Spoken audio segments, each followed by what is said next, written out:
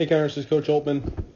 Just going to give you a quick little video analysis of your mechanics and some of the things that we'll have you work on this off season. First thing that I notice, just looking at you here, is you're not wearing a shirt, so you might want to get that taken care of. Put a shirt on for all of us.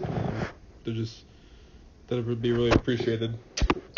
Second thing is, as we go up into hip load, all right, so as we start to lift our leg, the first thing I look for is I want to see that front leg track towards your back shoulder or your back ear.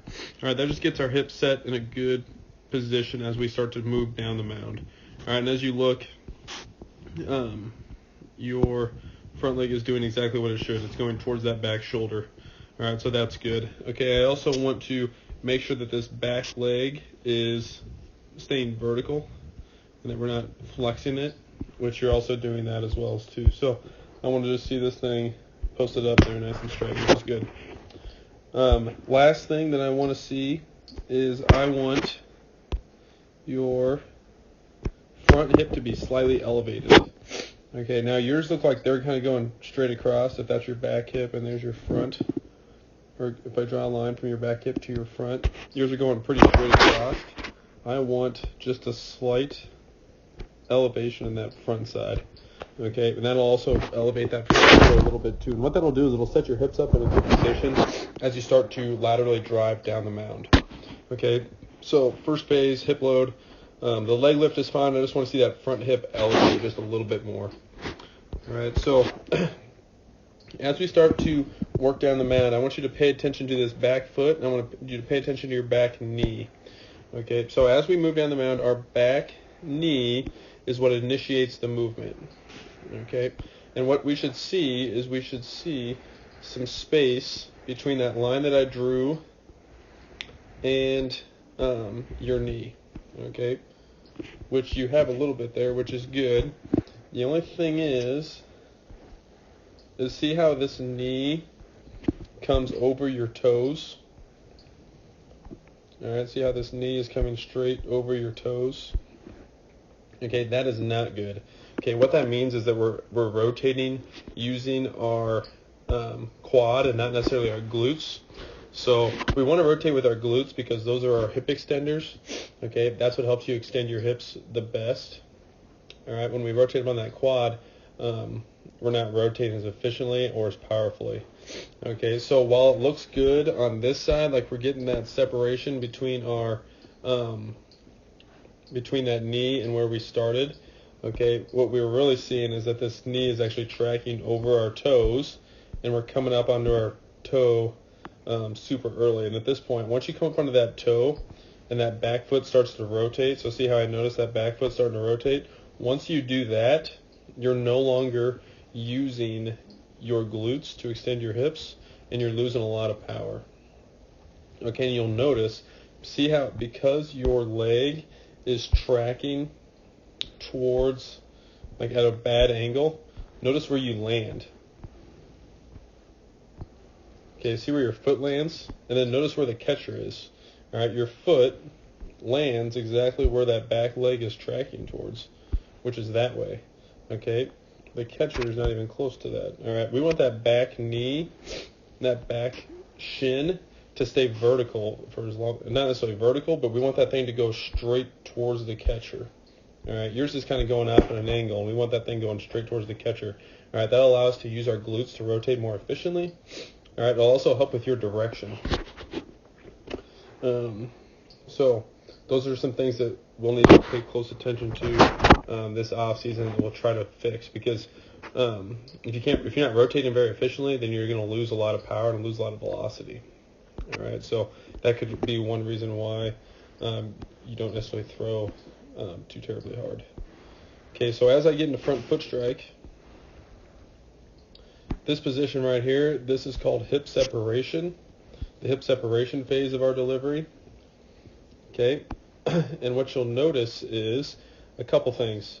All right, first, I want to see if your head is behind that center line. So if you look, because you come up onto your toe super early, in order to balance yourself, your upper body has to rush out front.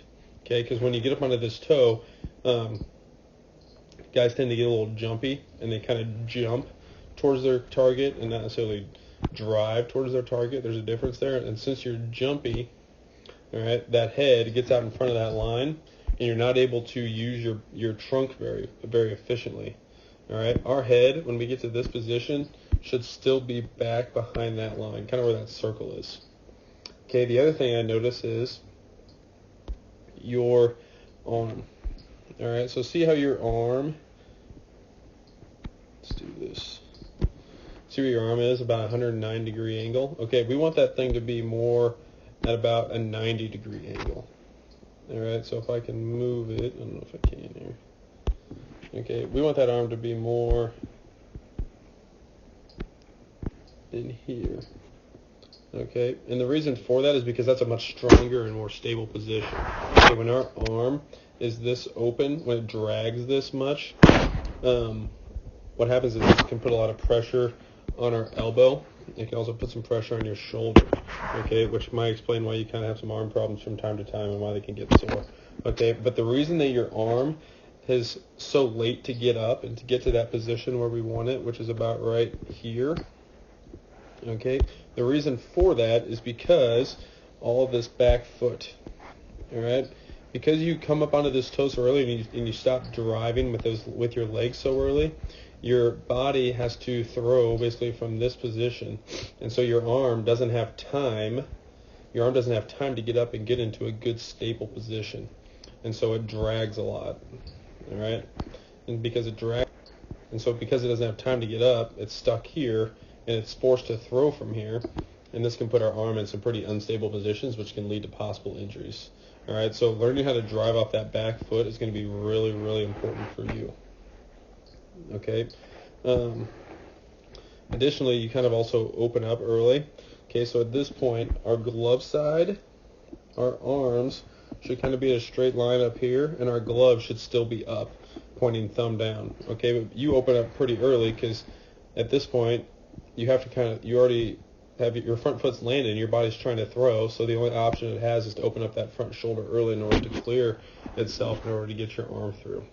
Okay, so it's really, really important that we focus on all the way back here, how this back leg interacts with the ground. Okay, so that's going to be a huge point of emphasis for you this off season. All right, that'll help with your hitting too, because I'm going to guess that you do the same thing in hitting. All right, and that's probably why you don't hit for much power. Okay, and then lastly, as we get into front foot strike and we go into release. Okay, so notice your front leg. All right, you might have heard me mention how Evan Green has a really good front leg. Okay, this front leg, when we land and then move into release, all right, we should land with our front leg flexed, which is exactly what you have right there. All right, that's called flexion. All right, however, as we move into release, it should extend. So see how yours stays flexed? We want that front side to extend and be straight, just like when we hit. All right, that'll help force your hips to, it'll force that front side hip back into your body. It'll help them rotate more effectively. It'll help you get more energy out your body and into your hand. All right, so it's really important that we work this off season on straightening out that front leg. Okay, and I'll show you some drills that will help you with that. All right, then lastly, we have follow through. Okay, I'm not going to spend too much time on your follow through because most of the stuff that happens back here at this point in the delivery is a result of all the things that happen back in this part of our delivery.